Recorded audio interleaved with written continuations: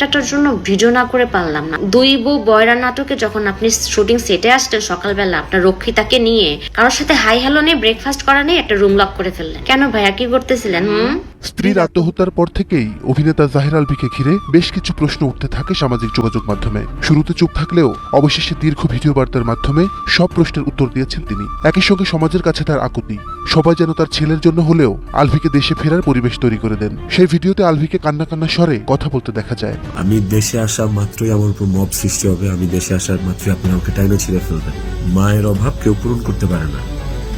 যে মানুষটা বাইচা আছে বাপ, ওই বাপের অভাব কিভাবে পূরণ হবে তাইলে? কিন্তু যে উদ্দেশ্যে আলভি ভিডিওটি করেছিলেন তা যেন হিতে বিপরীত হয়েছে। তার কোনো যুক্তি কিংবা উত্তরই নেটিজেনদের মন ভরাতে পারেনি। ফলে আরো এক দফা তীব্র কটাক্ষের শিকার হতে হয়েছে অভিনেতাকে। সেই তালিকায় সামিল হয়েছেন বেশ কিছু জনপ্রিয় তারকারাও। সঙ্গীত শিল্পী আখি আলমগীর সাধারণত ট্রেন্ডি বিষয় নিয়ে খুব একটা মাথা ঘামান না, কিন্তু এবার সেই তারকায় লিখেছেন স্ক্রিপ্ট খারাপ ছিল, অভিনয় আরো খারাপ ছিল, ভিডিওটি বিষাক্ত ছিল।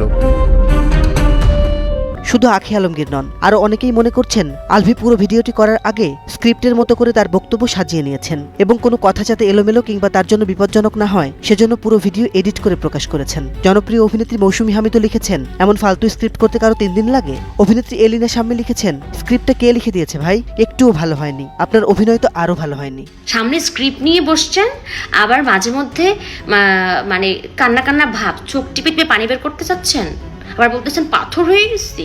অ্যাক্টিং।